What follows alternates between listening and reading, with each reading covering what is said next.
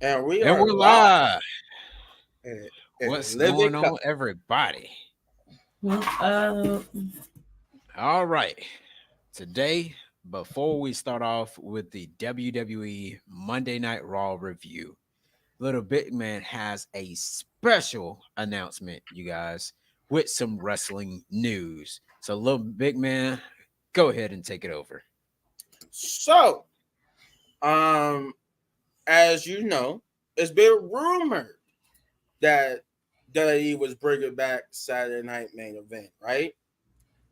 Well, that rumor has been proven true because WWE announced on their official X, Twitter, wherever you want to say, that we will be indeed getting Saturday Night Main Event, and it will be December 14th. Um, I forgot what they said. Was it the Nissan Coliseum or whatever it's called? Nasu, yeah, the NASA Nasu or something like Coliseum. Yeah, Nassau Coliseum, something like and that. in Long Island, New York, Yep, starting in at Long 8 Island, New York. p.m. Eastern Time on the yes. NBC channel. Oh, And not Yep. they said, NBC. And as you guys know, NBC was always the original home of Saturday Night Main Event. oh, yeah, for sure. I think Uh, they said too it's gonna be streaming simultaneously on Peacock as well. So if you got yes. Peacock, Yeah, uh, we know y'all got Peacock, so go ahead and get on there. Or yeah. or So or if you live in the UK, then you still have the WWE network. So, right. yep. So yeah, that's a piece of new wrestling news for you guys that got confirmed that we will be getting that. And I said that's what we need for the mid card. Not go too deep into it, but that's what's sorely needed for the mid card people. But it needs to be taken seriously if we're gonna do that. Because keep Cody Rhodes, keep the main card people on the main shows. Let the mid cards take over Saturday Night Main Event. Yeah, Give them let that be where they shine at, so we could get hype for them when we see them on Monday Night Raw and SmackDown. Right. yeah. But I that's mean, that's how I feel about that. right. I mean, real quick, even though um most of the stars are like getting a little bit of TV time on Raw or on SmackDown, Mhm. depending on what show they're on, they're still able to have this show right here just to, of course, like you said, to boost them up and everything. And one day be potentially in line for like a major title. So I'm hoping that the either the Intercontinental or the United States can some kind of way be over there as well. So I think that'll be cool for them. And also it helps because Raw is going 1 hour less Right. um Mm. than the 3 hours, and so we'll only get two for Monday Night Raw, and then this show right here will definitely help them, even though they gotta wait like 2 months before it actually happens. So other than that, that's just my my thoughts on it as well. And then I think what October 7th is when Raw goes 2 hours, right? 'Cause I think Uh I know it's at the yes, beginning October of 7th. October. It's to be the beginning of next month, but I'm pretty sure it said October 7th. Yep. But uh, I guess let's get directly into the Monday Night Raw review here. Let's get it. Um, so we start off with CM Punk. Did anybody knows it's kind of like he was doing a bit with his voice, or is it just me? Like he was talking like really like stoic and weird. But Yeah. he basically came out as a way of hyping up his match with CM Punk. I mean with Drew McIntyre at Hell. I'm about to say Hell in a Cell, Bad Blood in Hell in a Cell. Um, he comes out basically saying that he has a lot more matches, depending on if you like him or hate him. His answers about having how many more matches he got in him. He said a lot more than you think. But he also said on his flip side, though, when it comes to Hell in the Cell matches, he has zero Hell in the Cell matches. And he was asked by his wife, his sisters, pretty much anybody that cared about him not to do this match. But he said the devil in him is telling him to do this match, and that's what he's listening to, because he warned Drew that if you push him too far, the devil in him will come out, and the devil is here. So he is prepared to go into this battle. He said, "I can't make promises that I'm going to kill you, but he said I can make a promise that I'm going to make you bleed. I'm going to make you hurt." But he said he do realize that Drew McIntyre was the one who said that he was going to, stop his heart from beating, kill him, and all that type of stuff. And that he said, you know what? I'm prepared. If you prepared, Drew, I'm prepared to see you in hell. And on the flip side, before I send it to my cohorts here, Drew McIntyre will respond on X, Twitter, whatever. And Bessie said that this is what he wanted. He wanted this CM Punk, the CM Punk that said if he was pushed too far, the devil will come out. And he said, I could tell you how much more matches you have left in you won. And because after he gets done with him at Hell in a Cell, that will be his last match. That would be the end of CM Punk. And that he said, I think he said something about his stupid dog and stuff like that. Mm-hmm. But yeah, he pretty much said that that's what he wanted. And then I think they announced later on in the show that Drew McIntyre will be on the show next week.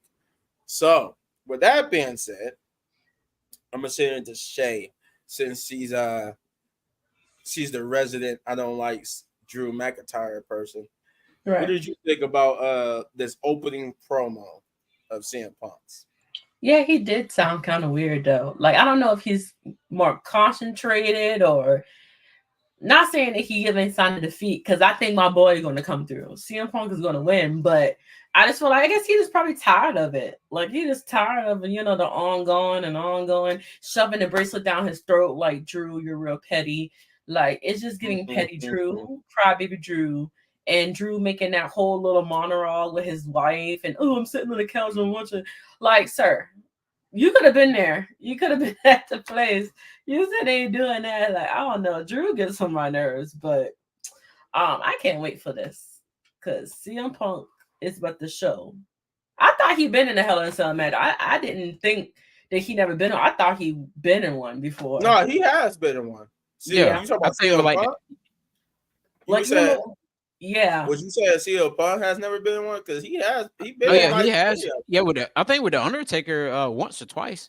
Yeah, this would be like his third or fourth Hell in a Cell match. Yeah, so I can't wait. That's gonna be really good. Main event. Before I hit it over to Chris, I did see, like, going into Monday Night Raw, it was posted like very early, before, like 2 or 3 hours before Raw started, that Drew wasn't being on there was a creative choice. It wasn't a choice that he chose. I guess they just chose not to have him on the show, so that's why he had to film that from home, because they chose him to stay at home. So like, I forgot he did mention that too in his little Twitter video, that it was the choice of the brass for him to stay at home, which is true. He was actually telling the truth. It was their choice, but he made it seem like that because they didn't want him to ruin the main event of Bad Blood. But in reality, they just chose for story purposes to have him stay home. So they put context in there. But go ahead, Chris. All right. So with that promo there, I feel like Punk will have to win. And the only reason why I say Punk will have to win, unless something crazy happens, because CM Punk, he literally said, people keep asking if this is his last one in the tank, or how much he has in the tank. And when I think about it, I'm up here like, okay, CM Punk is possibly one shot away from just, like, he's just one shot away from, like, ending his career, because he had that one incident and it took him out for months, and he thought he was going to be a part of WrestleMania and all that. But I feel like if CM Punk gets injured at Hell in a Cell some kind of way, then Right. it's pretty much over for him. But then again, on the flip side of it, I can see him definitely winning and ending the thing with Drew McIntyre of how it first started. And he can go on to of course, like the plan was that people, that they've been talking about online was having CM Punk versus the Ring General Gunther at Survivor Series. Because which will right, eventually lead to Seth Rollins. you're right, costing them. Now the next thing is, um, like I can definitely see him winning, but we'll see how it's gonna go next week on Monday Night Raw because I believe next week is it next week or the week after? Okay, so no. So it's the week after next. Is when the Bad Blood is on that weekend. So we got 2 more Mondays, you guys. So hopefully we'll see what's gonna happen next week. They may or may not be on the show, but overall, like I said, it was a pretty cool promo. He didn't come out with the clobbering time or none of that. He just walked straight out to the Nah, ring. he walked straight to that ring. Yeah, he left his car running and everything. I I was like, seen that. I was like, he's going to the car. I seen like, that. I mean, no, if when somebody leave their car running and they serious, they are Yeah, about business. they're about business. I Yeah. remember when Stone Cold did that during their invasion storyline. He just jumped out his truck and started whooping ass.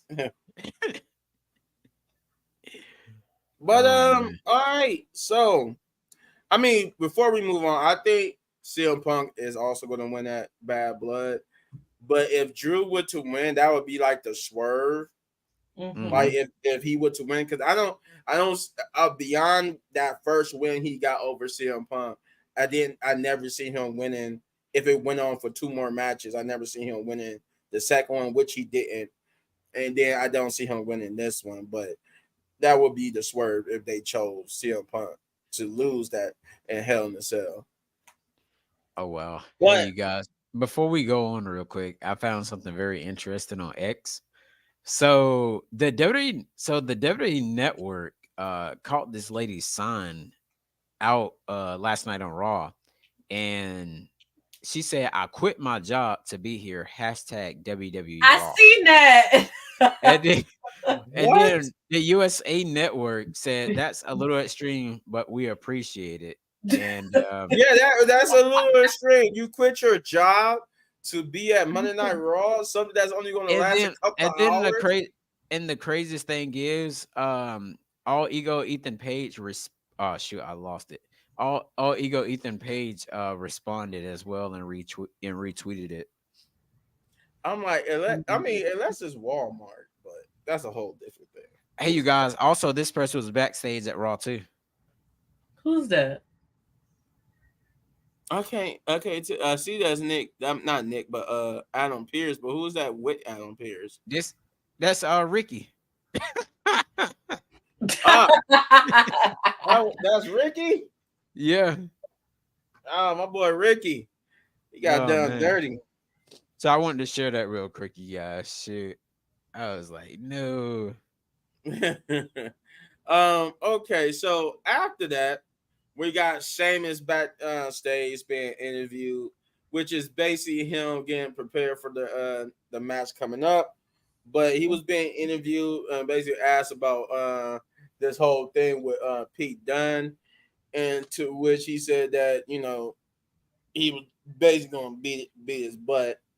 And then we get to the first match of the night, which is Sheamus versus Pete Dunne, which was a pretty good opening match. And I mean, Yeah. it could It was have. kind There of, been worse opening matches, but this by no means was a bad opening match. But this especially with was that a crowd. yeah, especially with that crowd. This was a pretty good one. It was a banger. They went at each other. They beat the holy hell out of each other. Mhm. Um, it was pretty Shady solid, Pete. pretty good, pretty good. I Mhm. enjoyed it, and surprisingly, I thought Sheamus was going to win here, but no, Pete Dunne took the victory. When he hit him with a cricket bat, no less. Yeah. He said, "Oh, you gonna take the Slade? I got a cricket bat," and he. I'm like, what? And then he hit him with a cricket bat and a bro kick for the victory. I'm like, holy crap! All right, Pete. All right, you know what? I'm with it because you deserve. You are one of the people who deserve a little push. So I'm with it. I'm with Pete Dunne getting victories here.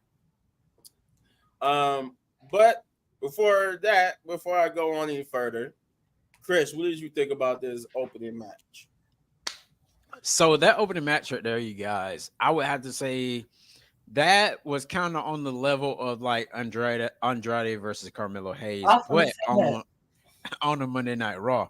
Yep. So I'm glad they actually put these two in the ring once again, and I feel like this feud is definitely far from over. They're gonna have more matches on Raw, or maybe if they do it on NXT. However, Mhm. but I definitely feel like Pete Dunne definitely did deserve that win. And that long old Shillelagh came out again. I was like, oh god. So, so I was This like, this baton lady, like, why did it get so long here? Right. I was like, that is not a Shillelagh. That's just a stick that you find outside in your yard or outside in your backyard. Um, but then again, like I said, the match was definitely a great match. 10 out of 10, honestly, on that match. And for Butch to actually and I know Sheamus said don't call him Butch, otherwise he's gonna be mad, and the crowd just started chanting Butch. You And better be careful. Pete might come through that door and break some fingers. and so and so he actually got mad. Oh yeah, also at the end of this month, by the way, where I live, um the show is coming here. So if I see Pete Ooh. Dunne, yep. It's not like a live show. It's like a little house show. But if I see Pete Dunne, I'm definitely Those gonna are the be. best. I'm definitely. And Bad Blood will be there. Yep. Yeah, yeah. So I'm definitely gonna. If I seen Pete Dunne last time when he was with Rich Holland. But if I see him this time, he by himself, I'm gonna say Butch, Butch, Butch. Pete, don't 'Cause- call me Butch Dunn. yep. But that's my thoughts about it, though. Shay, what do you think? It was a banger. Banger after banger after banger. I wish Sheamus would have won, but it's gonna be round three. It's gonna be round three, and Sheamus will win. But Sheamus, he did lose a little bit of weight, though, I ain't gonna lie. But he looked good. Them two, they got good chemistry together. yeah. That was a good match. I ain't gonna lie, that was really good. Well, Thank he you. did say he was going to lose the weight. Cause I remember people was like, "Oh my God, he got bigger." I'm like, "Well, the man Oh just yeah, when he came back from returned. he just came back from not knowing that he was really going to have a career or not." Right. Yeah, Because like that he literally found out last moment that he was actually able to still continue his that was in-ring just like career. that was just like Randy Orton. Randy Orton was like 245. Now this man Yeah. like 290. I'm like, That's God what dang. he been worrying now. Right, he came back diesel. He ain't been Yeah. playing. And then But oh yeah, by the way, he actually him and his wife went I think Bahamas or something like that on a private helicopter. I'm like, look at that. I was Me like, and Randy went on the private helicopter. Okay. oh man. Okay. God Yes. dang. I was there. Sheesh. all right.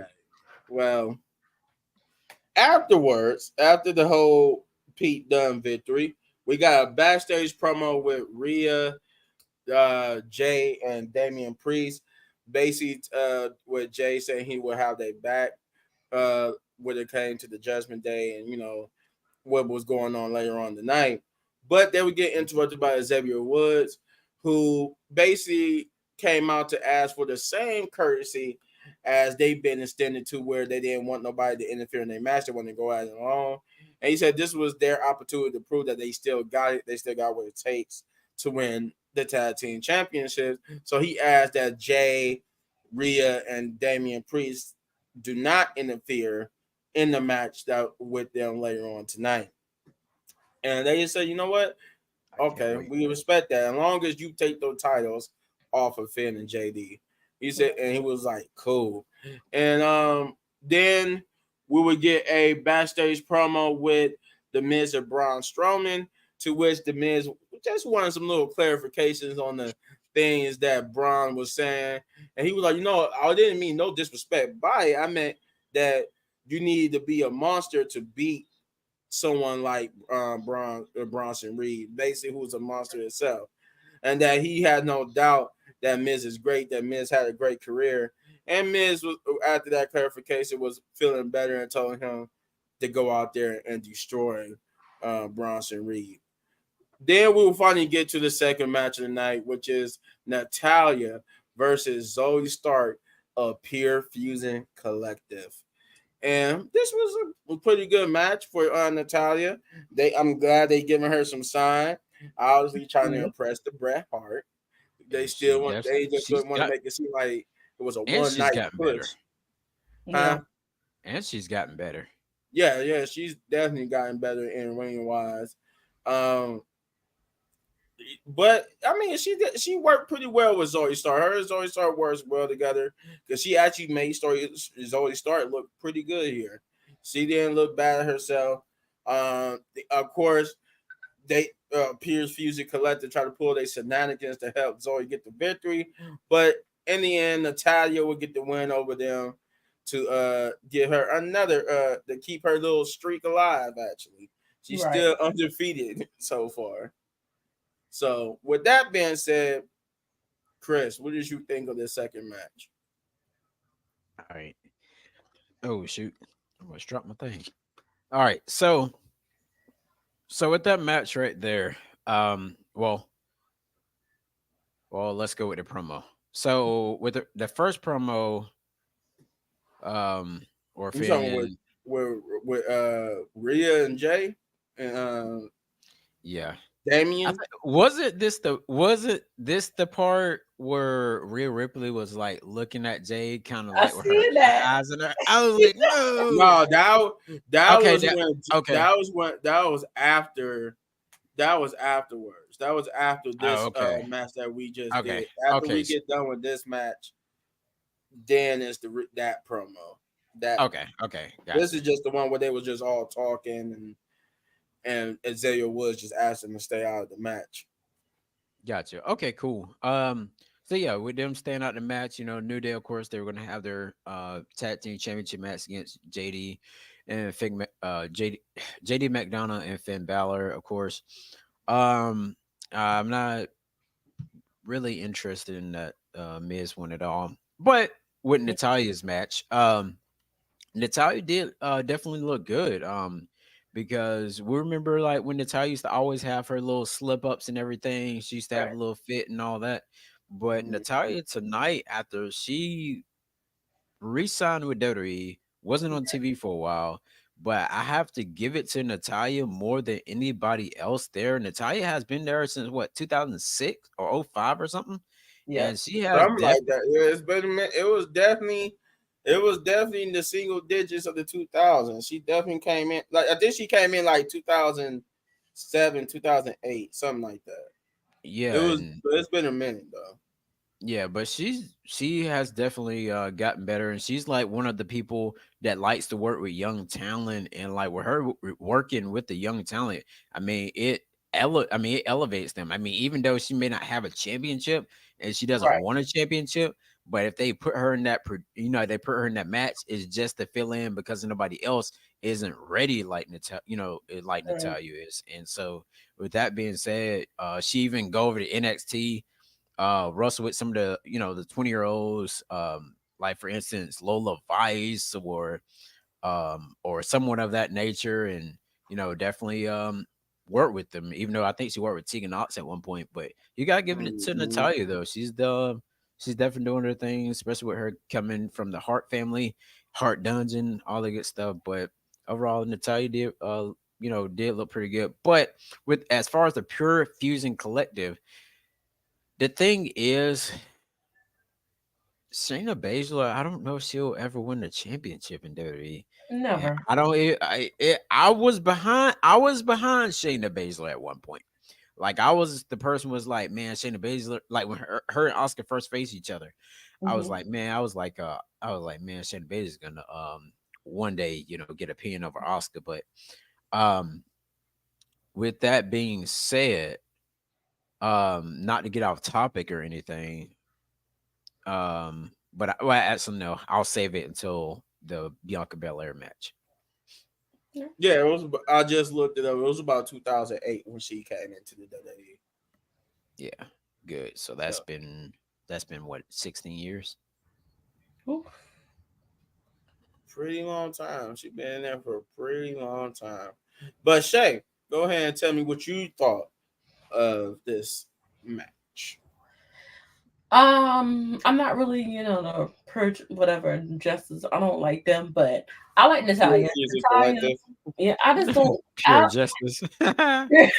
Some they need justice, but I don't know. I'm not really a fan of them. I like them individually, not in a group. Natalia, she hold that match down. She was a goat for that. She did really good. Hopefully, Zoe's Triple H, better. pay attention. Triple H, I'm gonna need you to get back a baby girl, intercontinental title. One of them, give it to her. US, whatever, however y'all gonna do it, give it to Natalia first because she deserves it. Okay, she's the one. Is She deserves it. right. She been Zoe's doing good. better. Okay. Now we get to the promo y'all wanted to talk about. This is the one where Rhea was being interviewed. Well, she was going to get interviewed, but Finn Balor would interrupt doing his best impression of the Reverse Flash. It was me, Barry. He basically comes out and basically said it was me, Rhea. It was me all along. I was the one who told Dominic Mysterio to give in to Liv Morgan. Like he said, I was the devil. He said I was the devil on Rhea's shoulder. He basically revealed that everything was his plan, and that he couldn't stand Rhea because she was just as bad as Damien. But Rhea would interrupt him and saying that would try to say that it was about family. I think he said something about it was supposed to be about family. We was family, but then you, like Damien, just betrayed us. You was also the reason why I wasn't War Hero champion along with Damian Priest. But she said, it was about family. I would just try to create opportunities for everyone. But since you want to make me and Damian Priest the villains and the bad guys of your fictional story, then that's what they will be. And that's where Jay Uso comes in and said, we got a problem here. He said, nah, but you know what? You need to focus on, Braun Breaker and your Intercontinental Championship opportunity because you a little bit out of your league over here. And and then he leaves off, and then she was like, he's right about one thing. He was like, what? Then I'm out your league. She said, what? No. She said that you need to focus on Braun Breaker, your Intercontinental Championship opportunity. And then he said, you know what? That's exactly what I'm about to do because I'm going out there right now, put on his glasses, and then you see Rhea give him that sly little smile and said, yeah. But I'm like, oh yeah, they really playing that up. That she likes Jay. Yep. They really playing that up. They really playing that up. But yeah, that would lead into the next thing, which is the Jey Uso promo, where he will come on and talk about his opportunity and that he's been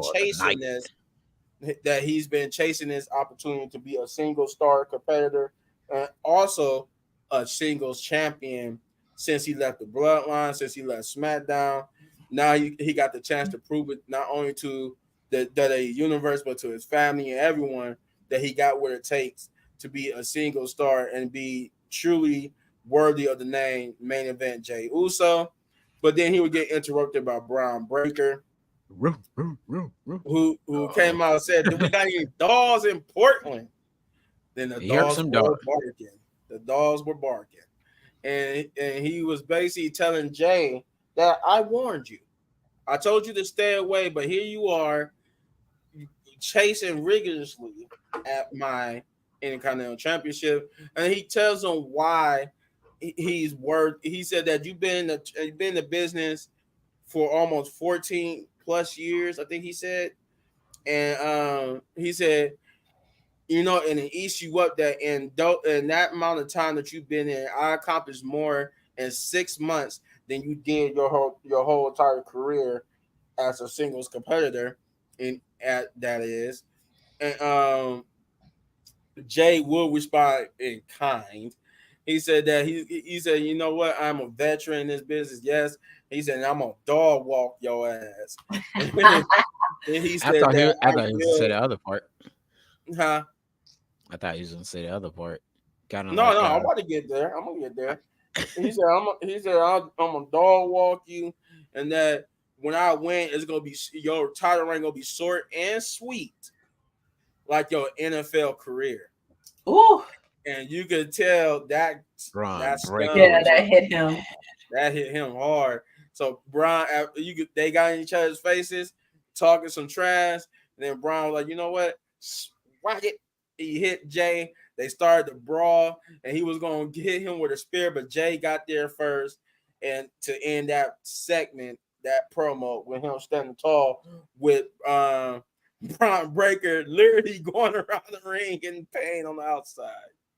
So, with that being said, Shay, this since you got the Yeah, Jay Uso background, real bad. Yeah. what did you Um, think of this whole ordeal? well, first, the promo leading up to it is right. He needs to concentrate on the title. I didn't know they was doing it next week until they showed it like a scene before he, talked to Rhea, well, helping Rhea out when, old boy was Mhm. talking to him. We didn't I know it wasn't that bad blood because they got about 6 matches. That was gonna happen. So I know it had to be the week before or the week after. It But might still be a bad blood. We gotta yeah, see it how should have been. we're gonna see how next week go, but it should be a bad. So I was thinking in my head, okay, my husband coming out there, he had the pink in the shirt. I like that. He added the pink with the blue. I like that. That's cool or whatever. So he started talking. We all know he's gonna come out. When he said that to him, that struck something in Braun. To me, Braun Breaker, I'm not gonna lie, I know that twist a little bit of screws in his head. Like this man just talked about me and but we're gonna talk about what happened later. But yeah, that promo was good. My husband eat him up on that one. That he got one up Mhm. on him on that promo, real bad. Yeah, twice actually. You think about Yeah. the spear and that verbal jab. Oh yeah, I forgot about the spear. Yeah. Yeah, yeah. He got two. He had two things on Braun Breaker in that one. Yep. But Chris, what did you think about it? all right. So what I what I thought about it was like it was gold. That's why it's got the title says the real Jey Uso is back. Yes. Um, and because the reason why I say that is you always caught Jay like smiling and everything, over the Right. past few weeks until he got in this Intercontinental Championship thing. And with that, when he walked up to Rhea and everything, he walked up like when him and Jay were like tag team champions and they were heels. And Mm-hmm. then how he always walks kind of like that and everything.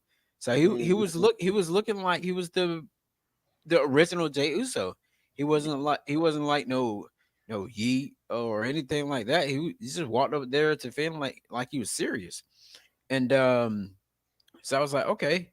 And then when he had, of course, when we got into the promo little thing with Braun Breaker, I thought that was absolutely cool too because when he said he was gonna dog walk him, Mm-hmm. I swore I thought he was gonna say what because he pretty much got that line from Jacob Fatu.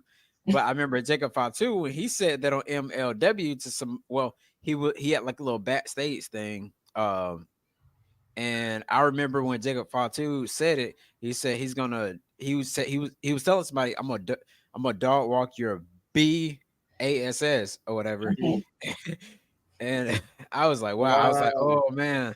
So I was hoping he wasn't gonna do that. But I think I can't wait till Raw go to Netflix. But hopefully he Yeah, will. if this was on Netflix, he would for sure would have said that. He would for sure. Yeah, and the crowd would have definitely went crazy, but he left that part out.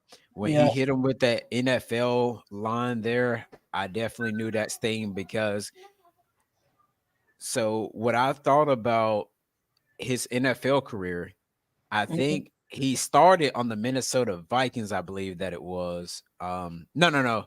I was it with Atlanta Falcons. I It was thought they said something about the Ravens. I could be wrong. right. Was it the It, Ravens? it was one of them bird teams. but but um but it's It was a shock to me though because I didn't even know he It did. wasn't no Philadelphia. I know that. I well, I mean, I didn't know he had a NFL career.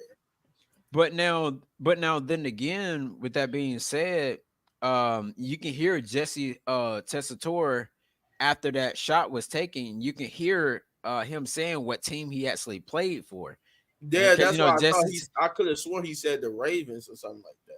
Hey, what is going on, Sabier? Thank you, sir, for joining the show pretty late, but thank you for being here.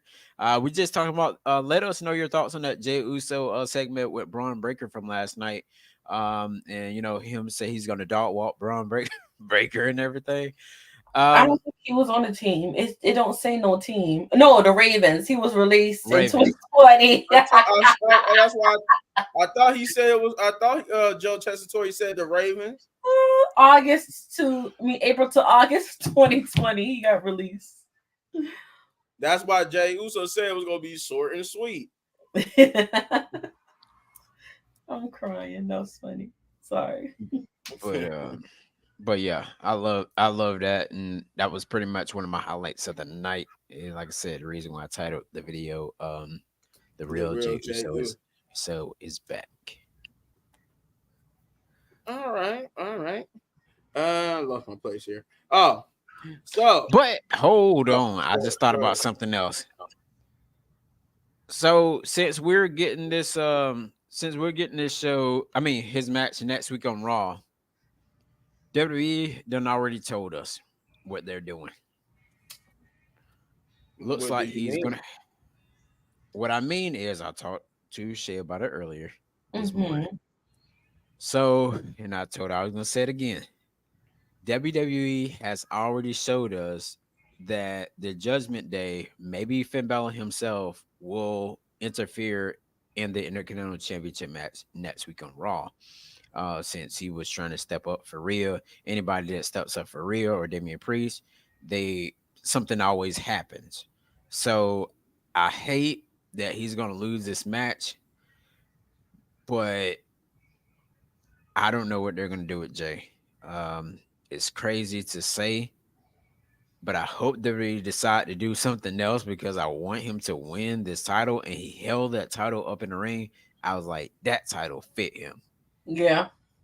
but they had to put him into that altercation with Finn Balor backstage, talking to Rhea Because Ripley. because I already said that he wasn't winning the match. Right, But I didn't. But what I always said was, not only did I say he wasn't going to win the match, I said he would. I said he was going to look strong in it to like where he looked like he was. It's going to be like he almost about to win. And I say it's going to be.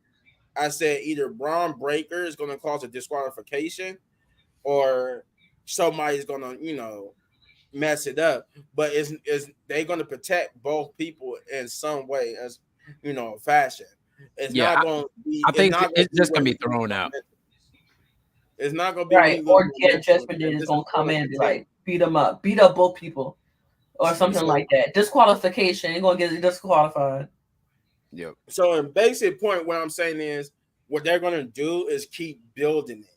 They're going to keep Mhm. building it up to Right. that moment where Jay finally accomplished either, like Right. I say, either winning the Intercontinental Championship or winning the Royal Rumble.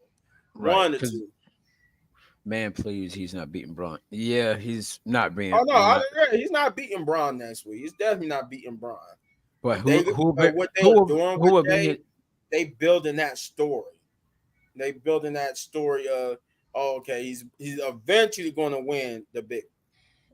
Rakishi gonna have another big one online. but it's going to happen. It's going to happen. But he's not. He's not doing it next week. As much as anybody wants him to, he's not doing it next week. But with that being said, uh, we got a backstage promo with Bianca Belair and Io Sky. So basically, Bianca is warming up backstage, talking to Jade Cargill. Um, oh, and also speaking of Jade Cargill, they was promoting it throughout the whole night that apparently tomorrow, we're going to get the release of the next DLC for whatchamacallit, WWE 2K24, which is going to be releasing not only Jade Cargill into the game, but Kairi Sane. This would be the first time in a long time Kairi would be playable in a WWE 2K gaming game. But they was promoting it here and throughout the night. Give Jay the NXT title. No. Nah, you better give Solo that title. No. But getting back to it, Bianca basically would get confronted by Io, who is upset that Bianca is facing Kairi and that Kairi is not medically cleared to actually, participate in this match because she still suffered from that injury she had in that what was that No One Contenders triple threat match, right, where she got busted up pretty gnarly. And they said she's still not medically clear, but she feels like Bianca is a coward for taking her on. But Bianca said, first of all, she was booked to face Kairi. She didn't ask to face Kairi. But if she feels so strongly about it, why don't you take her place and go and it's me and you? And she said, you know what? I accept.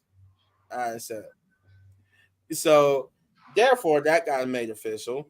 And then we move on to the third match of the night, which is the New Day versus the Judgment Day of Finn Balor and JD McDonough for the World Tag Team Championships. And this was a good one, both story-wise and match-wise. This was pretty good. We got to see the clashing of two different ideas here. And here I thought tonight was going to be peaceful. It is peaceful. I agree with you. He's beating Braun Breaker. He's not beating Braun. I'm on your side here tonight. I know he's not beating Braun Breaker. But yeah. So this was a good tag team match. The story going in here though was this the time that we see Xavier Woods turn heel on Kofi Kingston? And to answer that question, no. He didn't turn heel, but he did explode with anger. And I'll tell you why. So basically, as I said, it was a good match, but towards the end, Xavier Woods basically had the match won. But Judgment was getting close to it. Judgment Day would come out and make their presence known and kind of sort of try to the rest of Judgment Day kind of sort of try to interfere, but the LWO will come out and try to level the playing field, get that distraction away. But in all this chaos, Xavier Woods hit the elbow on JD McDonough. He had the match won. You could count to 10. JD was down. This was over with. The problem was after Kofi got and did like that. Did that dive, that trust dive off the ropes onto everybody. That distracted the referee so much that he got out of the ring to deal with the chaos and not knowing that Xavier Woods had the pinfall. So Xavier is arguing with the ref, getting him back into the ring. He tries to get another pin on JD, but then he didn't realize JD got the tag with Finn. JD would then grab Xavier Woods and hold him down long enough for him to hit the coup de grace, and Finn would get the pin on Xavier Woods. And frustration would boil over as Kofi Kingston tried to check up on Xavier, but Xavier would yell at him and tell him why would you do this? This was our shot. He said, I can't take this no more. Something needs to change. And I'm like, oh, here we go. But before we get more involved into that, Chris, what did you think about this tag team match? All right. So with that tag team match there, I knew something fishy was actually gonna go on, and when it actually did, I was like, man, um, I was like, what I feel like is some tag team or somebody's gonna come out to to try and help them. Judgment Day has made the tag team. I mean, yeah. I mean, Saber, you are definitely right. I They mean, actually mentioned it on the show too. Like they used that on the show. They said Joe Tessitore said that they won it back in what June or July, and this is the first time they just defended the title. So yeah, yeah, they kind of made them irrelevant because they haven't. I don't know how they got away with it, but they won it months ago and just not defending it. shoot, that was just like Io Sky not defending her title when she had the SmackDown Women's Championship. Right. Uh, Right. but then again though, I knew something fishy was gonna go on with it, and and with that being said, I just feel like you seen the aggression from Xavier Woods, Hmm. but you seen a silent Kofi Kingston. Right. And after, of course, after the match, he pretty much when he went backstage and the Kathy Kelly lady was trying to talk to him, and he was like, Oh, I'm gonna get to that. I'm gonna get to oh, that. oh, you didn't get to the part. Oh, I'm sorry. My Yeah, bad. because that didn't happen. That part didn't happen yet. Okay, that part didn't happen yet. But overall, I knew that the New Day wasn't gonna win those tag titles and that JD McDonald and Finn Balor was gonna win. But overall, I had to say the match was okay, but just of how it happened and that friggin' dumb referee that they had out there, I was like, "What Yeah, the heck are you I'm doing, like, dude?"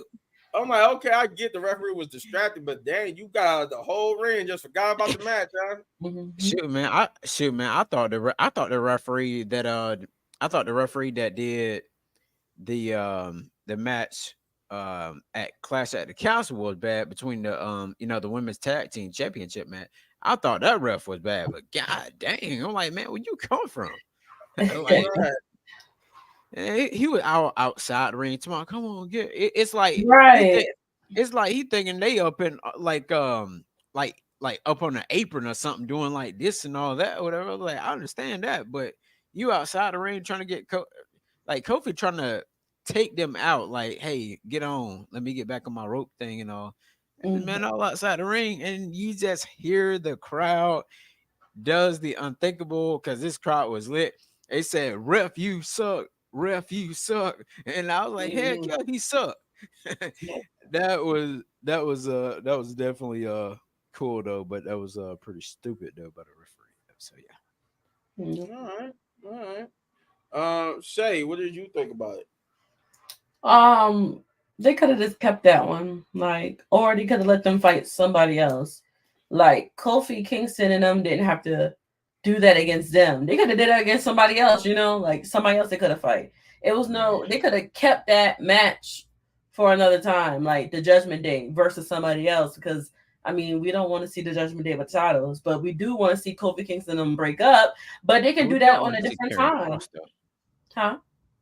I just think they did that just so the only people that was in line to actually win it, like to win, well, that was high enough to compete for the title. Excuse me, to compete for the title Hmm. was the New Day, and they didn't want to put Karrion Cross or like no people like that, into the match But where they could do LWO. They could have did LWO. OWO is just wasted. Yeah, they could have did No. them. LWO was a build up to be even in that match to be believable. True. That was like a last minute thing. Oh, you go out there real fast. You go out there. Yeah, I like Kofi Kingston by himself. I can't wait till we get to the Boom, promo. boom, boom. Oh, go Oh, ahead, Shay. My trust, bad. trust me. We probably gonna get that very soon. But yeah, go ahead, Shay. Continue what you was saying about the match itself. But yeah, I feel like they could have just did LWO and let them lose, and then just do well. They was building up to it, but we're gonna have another part of it. But still, like they could have did something backstage or something, and made it seem like they didn't have to bring them out there to do that. Like I don't know, like I just felt like they just waste that because Judgment Day still got the titles. You know what I'm saying? Like they still gonna be not defending. So I think that was a lose-lose because they're still gonna break up regardless. But I just feel like they could have did that on a different time, like a different episode, to make it more believable. Now we gotta wait the next week to see what Kofi gonna say to him to make him change his mind. I think that's the point, though. The whole what's going to happen next between them. But I think the reason why they did that with the Judgment Day because the Judgment Day really haven't defended the titles, and Right. people was calling WWE out on that front. So they was like, okay, we're gonna have to give them a title match, have them do a title match. We got to have them do it against somebody, and the New Day were just the perfect people to do it. Plus, we did say they was gonna pivot now that we don't have Odyssey Jones. They was gonna have to Right. use somebody else to help them facilitate the New Day breakup. So who better than Judgment Day, right? That's true. But so afterwards, we get a video package of the Wyatt Six.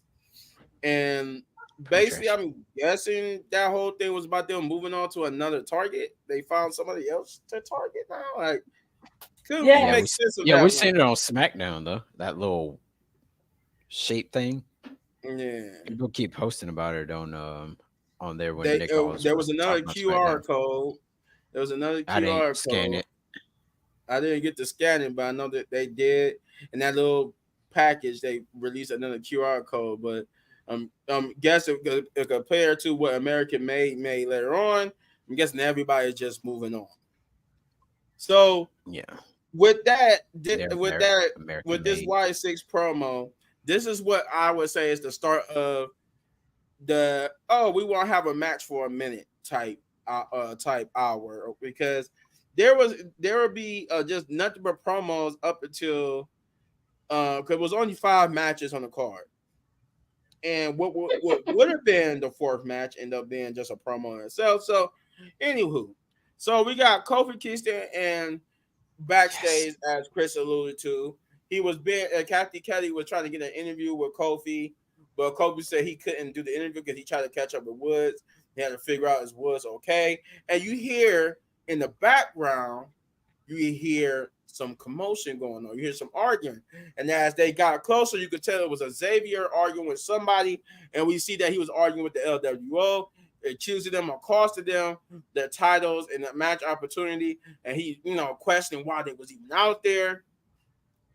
And Kofi breaks it up. He apologized on their behalf, and he daps them up, and he reveals to, and he shows his appreciation to LWO for coming on having their backs, and he reveals Right. to Xavier that he was the one who asked LWO to be out there because he knew that Judgment Day was going to come out and try to interfere, so he asked them to come out and have their backs just in case they did, and Xavier would blow up even further.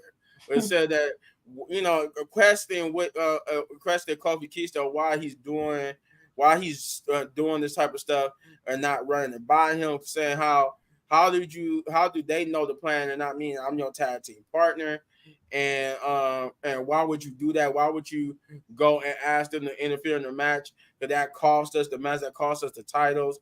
Like he said, I don't know. He said again, I'm your tag team partner, and you're not running stuff by me. Like, how did they know the plan? How did LWO know the plan? And I didn't. I don't even know what's going on in here anymore. And he leaves. Oh, because Kofi does. What also set him off, I forgot, was that Kofi said that the reason why he asked LWO to be out there was because it's just him and Xavier, and we don't have Big E. No, we don't have Big E, so it's just us. And he would say, "Oh, it's just us." Like you say, I'm not good enough anymore. Like I'm not good. Like I'm not worthy to be by your side anymore. And he's like, "No, I didn't mean like that. I'm just saying it's just us now, and we needed somebody to have our backs." And that also set Xavier Woods off. So that was a pretty good promo. Then that was followed up by a Bronson Reed video package talking about him being a monster, him being how he had to take out Seth Rollins and R-Truth and the Miz to prove, because they were saying something about him being too dangerous and stuff like that. So he proved that he really was too dangerous, and that he was going to take out. He took out Braun Strowman, and he was going to do it again tonight. And that would lead to what will be referred to as the fourth match of the night, but it really wasn't a match at all because Bronson really was itching at the opportunity to get after Braun Strowman, because Braun couldn't even get in the ring without Bronson Reed trying to attack him. Then when Braun Strowman did get into the ring, he tried to charge Braun Strowman, but Braun was sidestepping into the turnbuckle, and that man hit the turnbuckle so hard it came undone. So there was no more top rope. And the match didn't even get started. So they just started beating the holy hell out of each other. They broke the top rope. They destroyed the barricades. I mean, a fan got thrown into Braun Strowman. I'm like, that was crazy. Regardless, because you would never think to see that, but obviously, that really wasn't a fan. That was a plant. But either way, it still was effective. Then the brawl would basically continue around the ring to the back. They destroying tables, throwing each other into the wall, and actually through a wall, and that would be the end of that. Right. I think what he said, Reed handling business. Yeah. So with that being said, Shay, what did you think about this whole? I guess you can start pretty much from me where you want to start, but up with the Bronson Reed thing. Oh my gosh, that joke was hilarious. after old man came out trying to separate them, they went behind. he just started running after him in the back. He just started wailing that boy. I thought he would have dropped the golf cart over him at first because he had act like he was working on the golf cart, but he flipped took out the camera with that golf cart. I was like, yo, they really going in. And he went, no, Reed thought he'd get him with the tsunami. He said, boom, hit him through the. I was like, yo, this is so comical. Like, that was so good. That's what we need. We need stuff like that. That was good. Yeah. Hopefully Braun handle business the next time. So they might get a round 5. And hopefully Braun handle business. Because I want Braun to beat that boy up. Yeah. Yeah, they definitely was two titans fighting. Yes, you know what? I almost said this is almost worthy enough to be on Bad Blood. Yeah, the way they was going at it. But, at it, Triple H. But Chris, go ahead.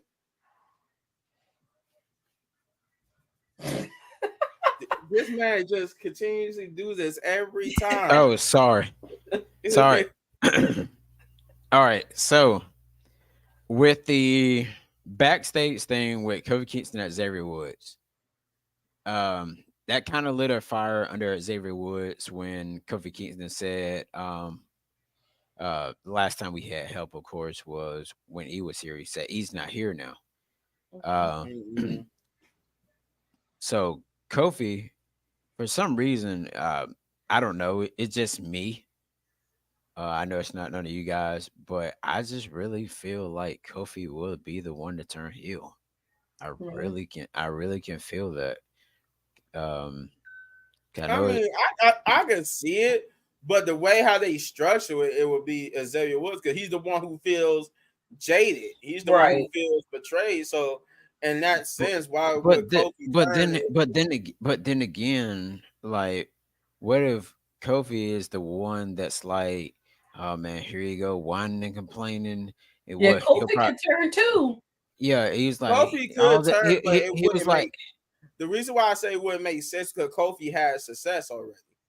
Xavier needs to turn because he's the only one of the New Day who haven't had success.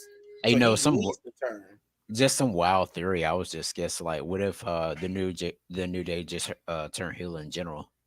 but I don't think that's gonna happen. I was just saying. Mm, No, But no, now, The New Day don't need to be healed. They need to break up.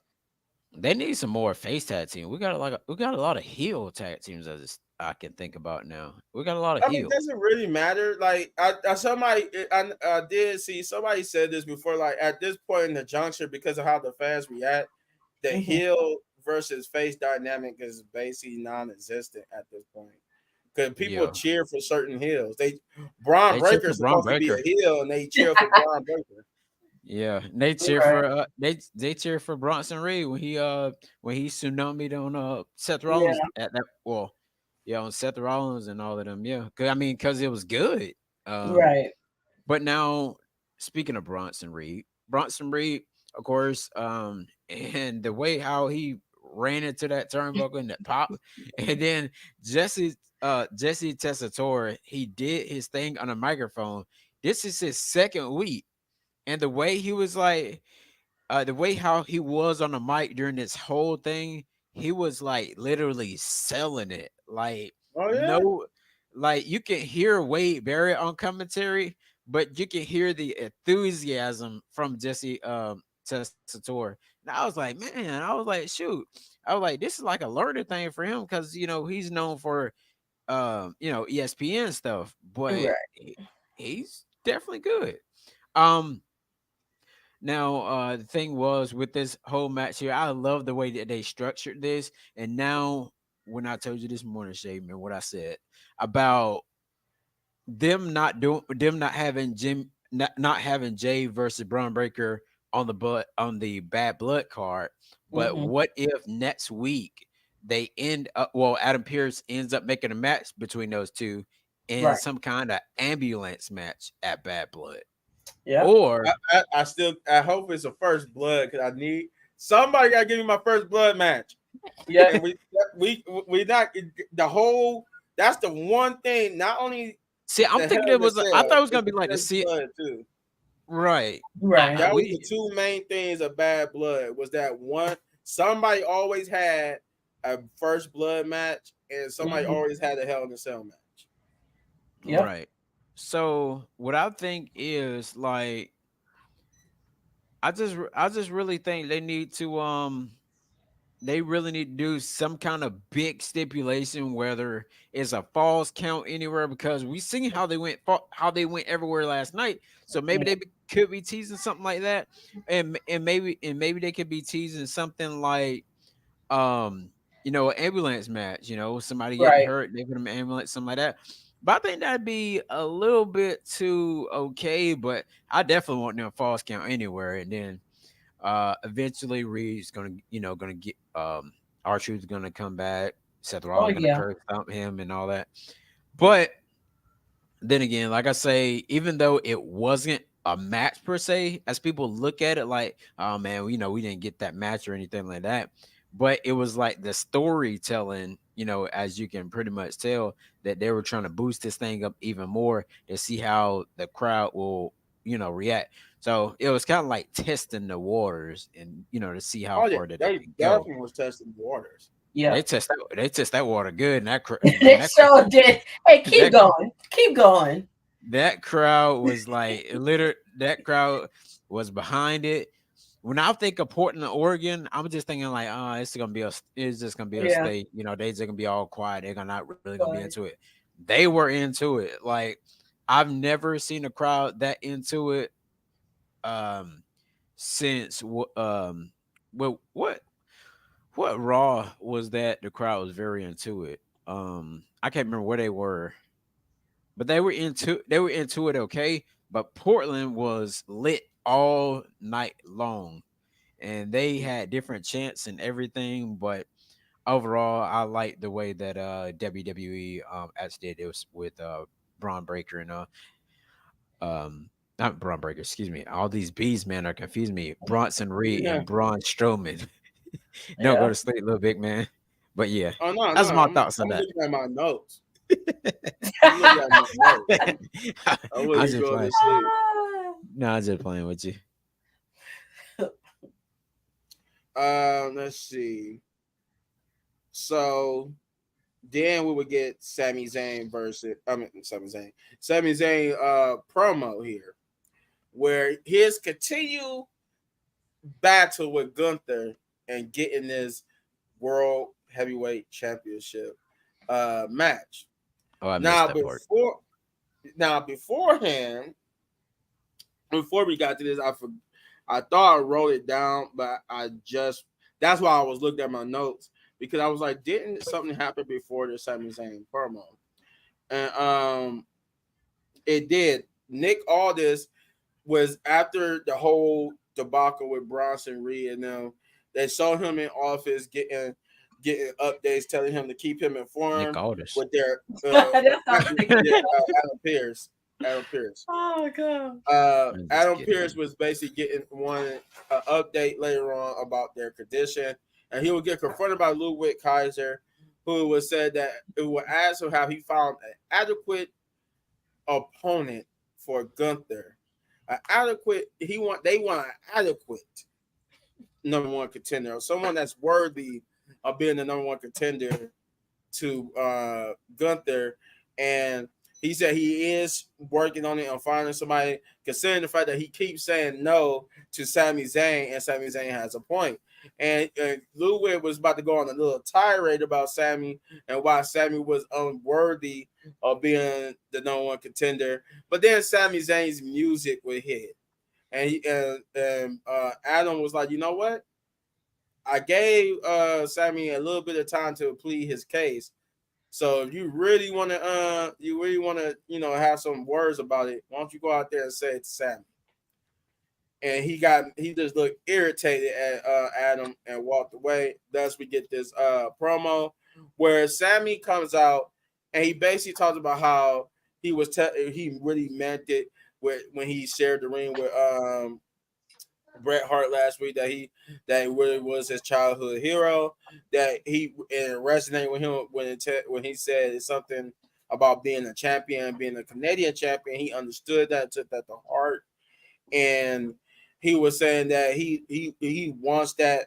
He wants to know how that feels to be not only champion, and he in this case he means world champion, but be a Canadian world champion. So again, he pleads why he wants to have his match with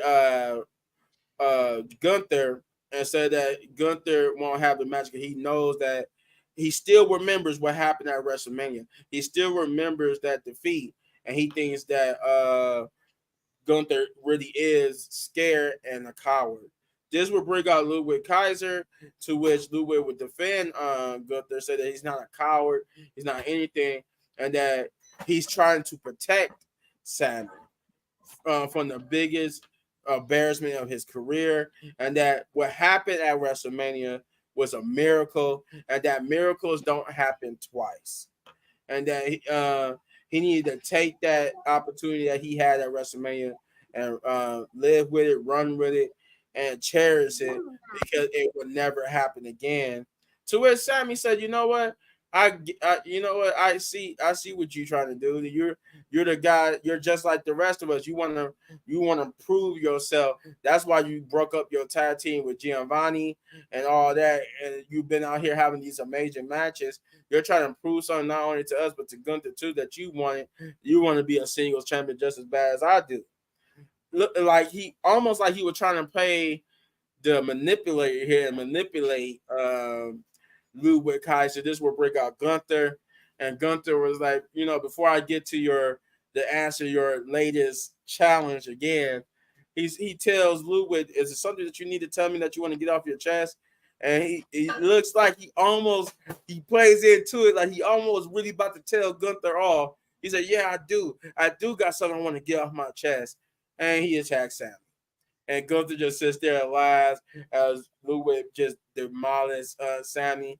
And then he will grab Sami and hold Sami in Gunther's face. And Gunther said, "As far as your challenge goes, the answer is and it always will be no." And then they would get to leave out the ring, but Sami would grab Ludwig's foot, to which Gunther seemed like he would try to say, no, just leave him there. Let's go. He tried to wave off him, and then he just said, you know what? Do what you want to do. You want to beat him up some more, beat him up some more. And he was getting ready to, but Sammy turned the tables and actually stood tall, staring down Gunther, to which Gunther almost looked like he was kind of concerned, but then he started laughing to end that segment. So, Shay, what did you think about that? What did you think about the Sammy promo? Actually, I turned because NFL was on. I was watching both of them at the same time. I don't really care for this match, just like Sabir said. I don't care for this match. I feel like it's like pointless. We all know Gunther's going to win. It's just like, let's build somebody else up, to face Gunther, or let's find another storyline. I don't like this one. I'm kind of over Sammy versus Gunther. Like, we already seen it. I don't want to see it again. Probably Chad versus Gunther. We could do that now. Now that would be cool. Because Chad think he can beat everybody. It needs to be Chad versus Braun now, because he got to become a mid-card champion before we put him in the main card. I just don't want to see Sammy versus. Yeah, I don't. I mean, that's but no, that's what this is. They're finally building Sammy to be a main card event, main eventer. This is what fans been wanting this entire time, is for WWE to finally push him as a main eventer, superstar, put him in the main event matches. So that's what they're doing with Gunther. Anybody who goes into a match with Gunther is going to come out looking like a star. The Gunther is going to make you look good because he is that good. So that's what this is. This is just Gunther building stars off of the fact that Sammy always been a star. He always been good. They never pushed him as a main eventer. Right. Vince McMahon never pushed Sammy as a main eventer. And that's what Triple H is doing. He's trying to undo the fact that Sammy's been on the main roster this whole time, and he's only been pushed as a mid-card talent. So it's just context. That's basically when I look at that, and I see people say that about Sammy, I'm like, well, you're not seeing the bigger picture here. Sammy is not known as a main eventer. What better person to help him be that way than Gunther? But that wasn't. Yes, he did fight Roman, but that didn't put him on as a main eventer. That was more so about that. Him did pretty good though. Him going up against Roman was more so about building Roman's, on the list of people that he's defeated. That wasn't about building main eventers. Gunther is that person you could do that with, not Roman. Roman more so was just everybody that lost to Roman was just to help build that story with Roman. You don't get that same feeling with Gunther and Sammy. That's why I'm saying that. It's a different feel when it comes to Gunther than with Roman, because nobody's repeating that run. The run that Roman had, nobody's repeating that. No, that's also big. We all probably be gray head and old when we see somebody else trying to go for that. But, right. That's also because that's when WWE didn't have like any stars or anything, and they at that time when he did win the championship, it was during COVID and nobody couldn't like come to the shows for a good little while, and then as time went on, they wanted to improve Reigns when he missed all of that time, due to his illness that he has. So they wanted to give him that opportunity to showcase his thing. Now, before I pass it on to Chris, I will say this to Sabir and Shay. If they were to do what you guys say and not really put Sammy in his feud, that'd be undoing the one thing Triple H wants with the Intercontinental Championship and hopefully the United States Championship. He's returning the Intercontinental Championship back to his former glory of being the stepping stone to being a main eventer and world champion. So if we don't put Sammy in this position, that would hurt what Triple H is doing with the Intercontinental Championship, rather than we get somebody else. But Sammy is a former Intercontinental Champion. His next stepping stone should be the World Championship, because that's how it used to be back in the day, and that's exactly what Triple H is doing. Because if you look at it, Gunther went from being Intercontinental Champion to World Champion. That's how it always supposed to go. Whoever wins the Intercontinental, whoever wins the United States, eventually goes on. It might not be as soon as Gunther done it, but they eventually goes on to win that world title. So I actually appreciate that, going back to that. But go ahead, Chris. Gotcha.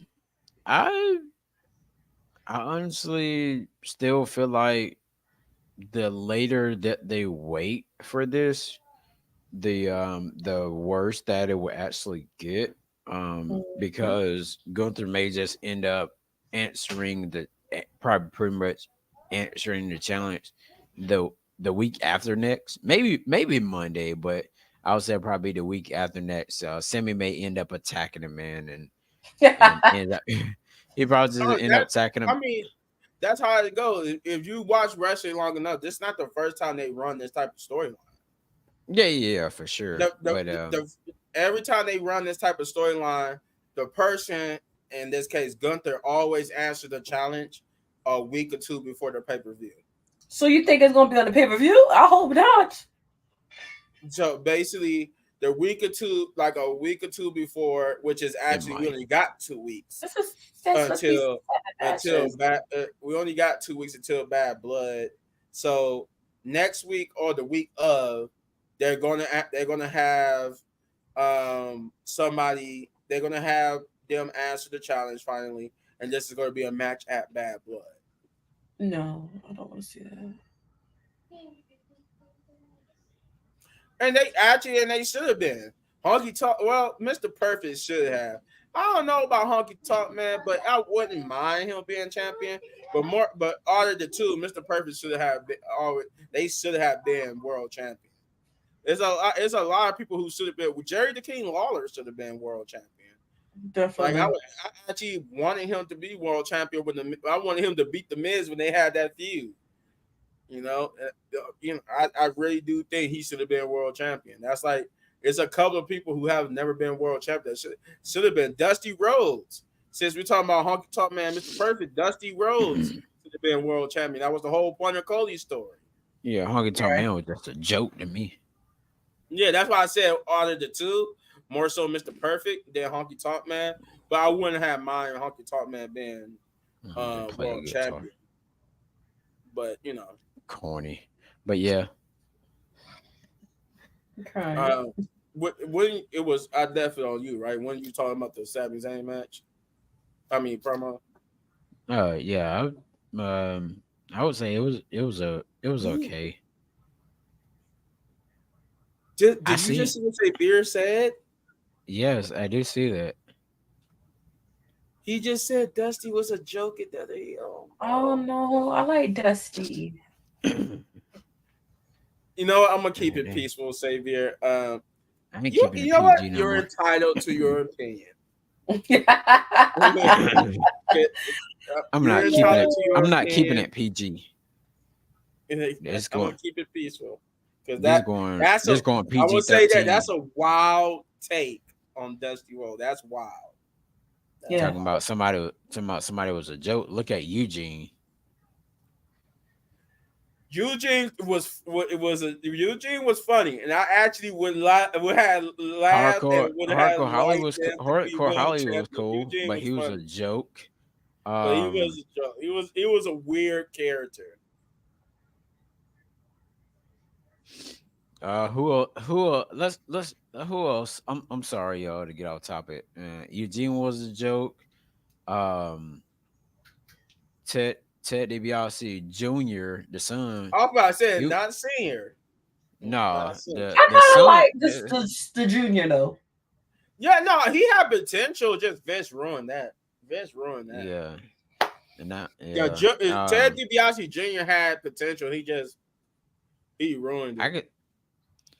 I could tell you who wasn't a joke though back then. Who? Carlito and MVP wasn't a joke. They Oh were yeah, pretty they cool. was fire back then.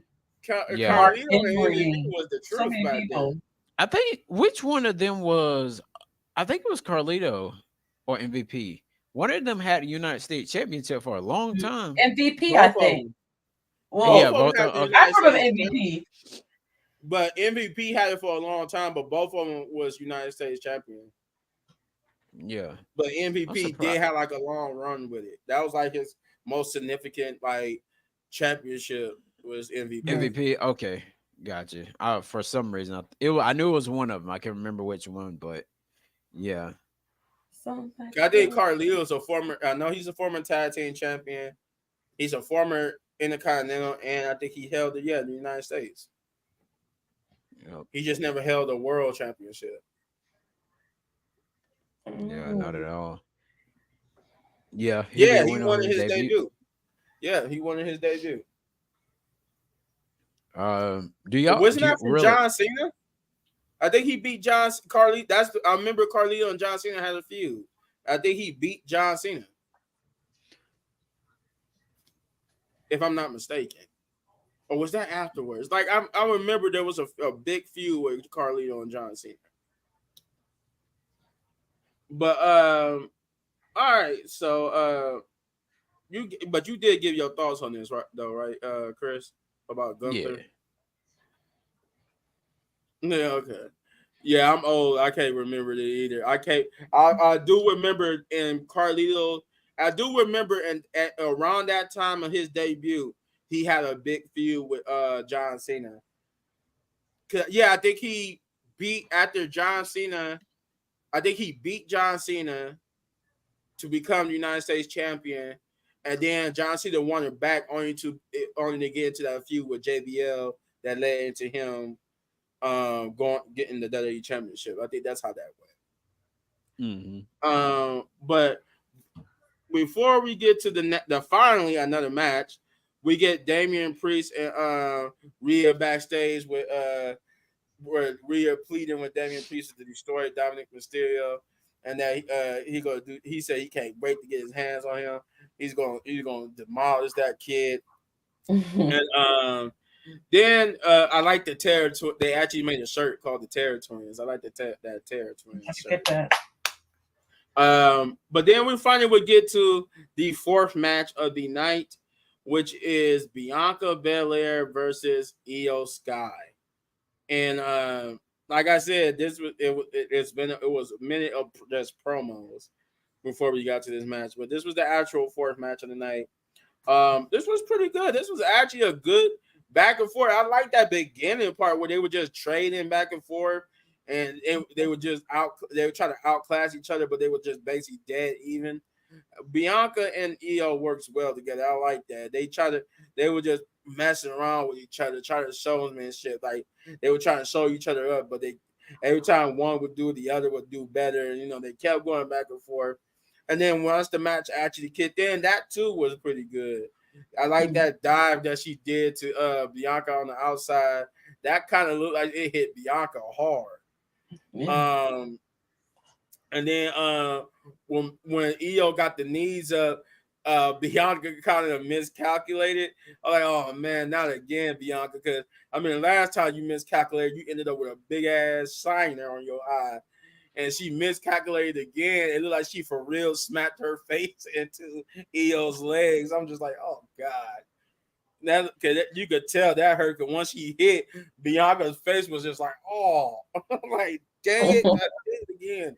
But they went back. That was a good back and forth. And I like that when she was getting ready to do her finisher, Bianca reversed it into the KOD, but then it got reversed into a pinning. And Io will win the match. She's been a thorn in Bianca's side for a while now. She's been a thorn in Bianca's side for a while, but it was a good competitive match with Io getting the victory here. And then so Shay, what did you think about that? It was good.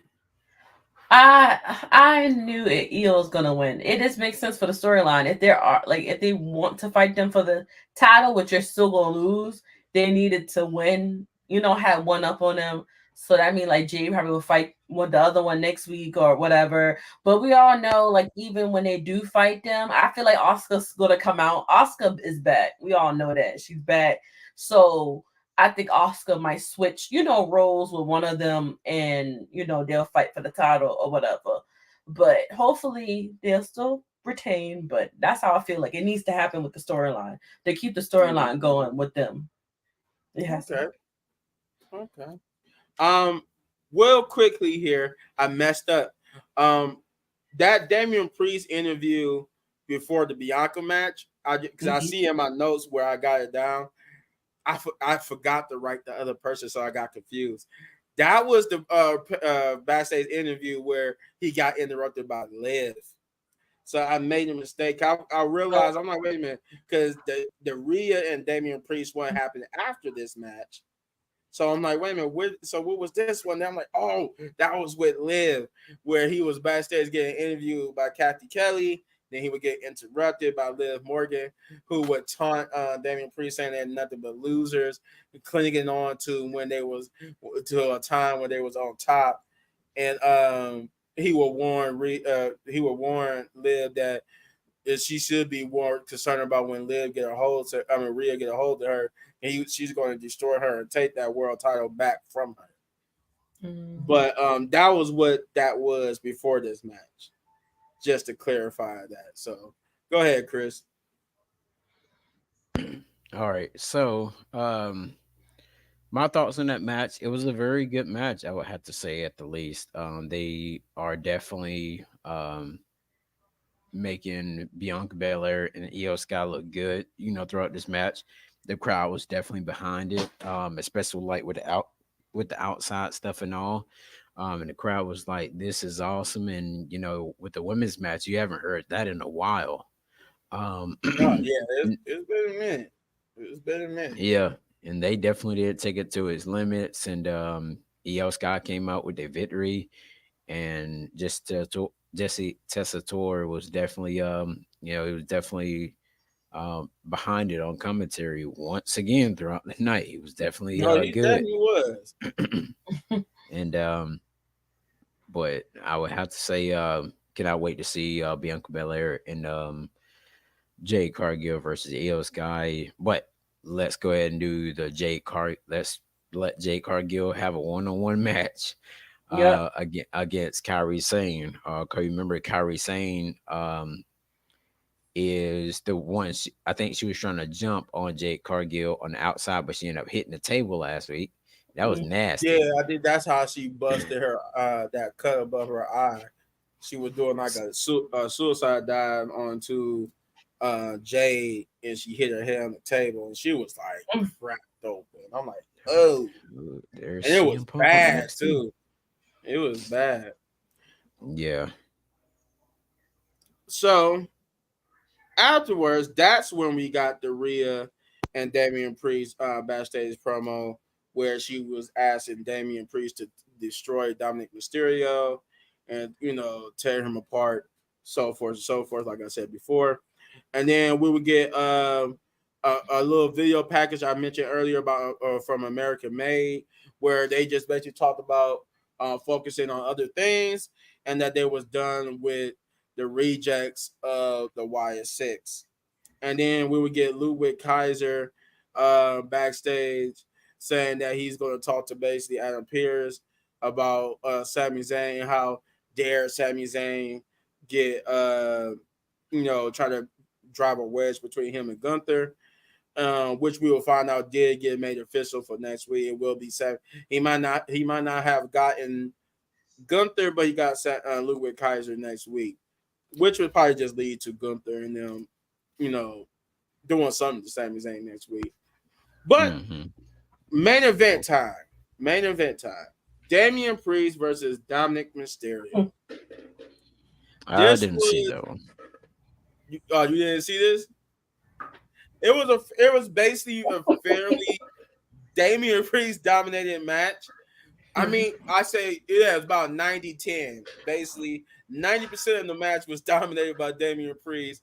10% was Dominic Mysterio because of Judgment Day's help and interference. So he would get some offense in. Rhea Ripley was at ringside, and it would pretty much be like that. Damian Priest would dominate majority of the time. Then it'd be these little moments where Dominic Mysterio would get some offense in, but it will always lead to like a Damian Priest Hulk Hogan kick up where he would hit Damian. Damian would just get mad and start destroying Dominic Mysterio. And this what pretty much was the match up until where chaos broke out, where at one point Damian Priest like he might have had it won, and he was getting ready to pin him, but he was close to the ropes, and Liv Morgan, with the referee not seeing it, will put Dominic Mysterio's leg on the ropes, and then that would cause Liv to get speared by Rhea over the announcer table into Wade Barrett. They took Wade Barrett out, and it was just Joe Tessitore on commentary for a minute. And I like Wade Barrett when he finally did get back on commentary. He was like, it was very painful, but I enjoyed every minute of it. I'm like, of course you did. Yeah, of course that would be your response. You had Rhea and Liv just laying on top of you. Of course you would enjoy every minute of it. But that's like every man's dream right there. But yeah, so from there it was like complete chaos.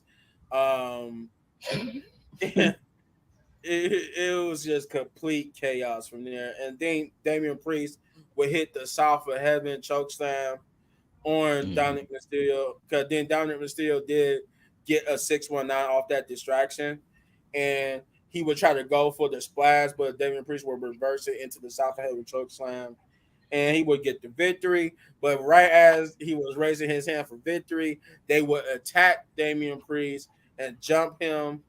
This is what made Jey Uso come out, and he was like, "Yeah, I'm about to come get y'all." But then he was like, "Dang, I'm gonna get in the ring because they ready for me." And as he was getting ready to finally make his way into the ring, he would turn and get speared out of nowhere by Braun Breaker. That jump was you gruesome. I seen that part. He who basically just back his bag up towards our view and out of resistance afterwards.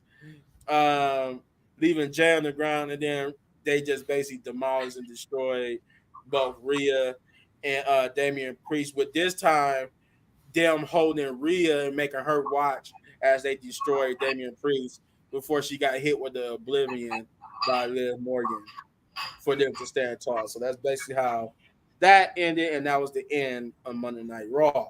So, with that being said, once again, since this involves her husband Jay, think about this main event.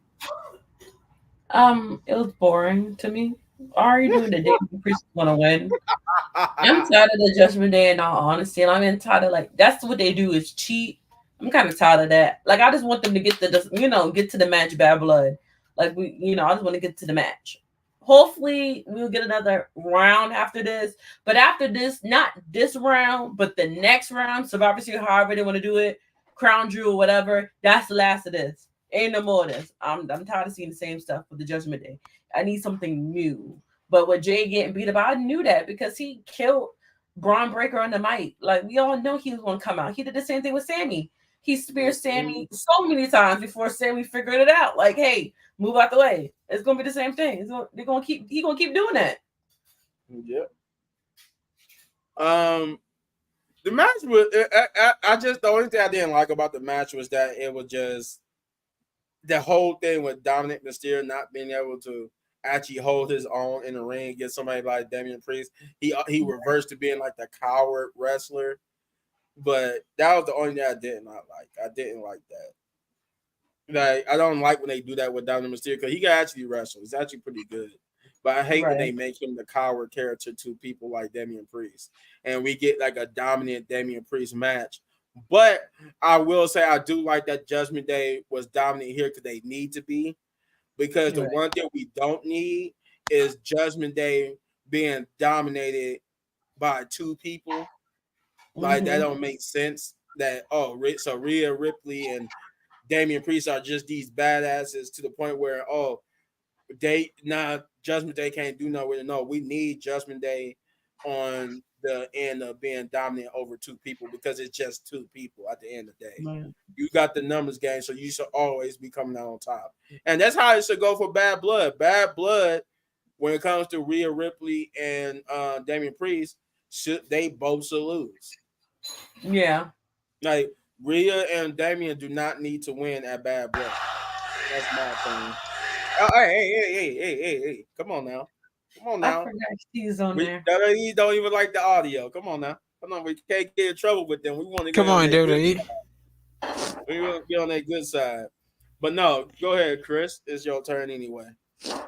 Even though I didn't see the match, but hearing about the match, I don't think this should have been the main event. Actually, if you No, gonna do something, it really shouldn't have been. I agree with you. It really shouldn't have been. I would look more to kind of doing the Pete Dunne match for the end of the show. That would have been you could maybe actually have Bronson Reed and Braun Breaker. I mean Bronson Reed and Braun Strowman. That true. The main event. Yeah. That should have closed out Raw instead of what they did. But so yeah, that's all I got for it. That's really all I got for that. Yeah. All right. With that being said, it is rating time because that is it. That we don't have no more rating. That was it. That was Monday Night Raw in a nutshell. So with that being said, Shay, what would you give Monday Night Raw? I'll give it a 9. It was pretty good. The match cards wasn't, all of them were good match cards. It wasn't like, this one should go away, blah, blah, blah. It was a really good setting. Hopefully next week I can give them a 10 next week. So I'm going to need them to have some good stuff on there. Oh, wait till we get to Netflix. I have a feeling when we get to Netflix, they all going to be 10. At least Monday Night Raw will be. Because, of course, SmackDown everybody gonna be wanting to be on Raw. Yeah. Raw probably gonna be on Raw. Yeah. But maybe we could get Raw Underground back. That'd be cool. But so Shay says she gives it a 9. What do you give it? You're done, baby boy. Oh. You're done. Oh, we're not gonna talk about that. We're not gonna give that man no shine on here. No Diddy. Like his songs, I say his songs are cool. I always separate the man from the songs. I do that for Mr. Kelly. R&B Piper. Like I do that for him. The man is horrible, but the songs were good. So I separate the two. But back to business. What you say, Chris? All right. So I pretty much will give the show. I will give it a 9.1. I want to give it a 10, but I would just give it a whole 9. I wanted to give the show a 10, but the main event is what killed it for me. The main event killed it for me. The Sami Zayn Gunther thing, that killed it for me too. But the rest of the show was good though. Even though they were planting seeds, getting feet wet for certain little things to try to build up, but it was a little bit too much of Judgment Day, Rhea Ripley stuff as well. But right. They have to work it up. But then again, overall it was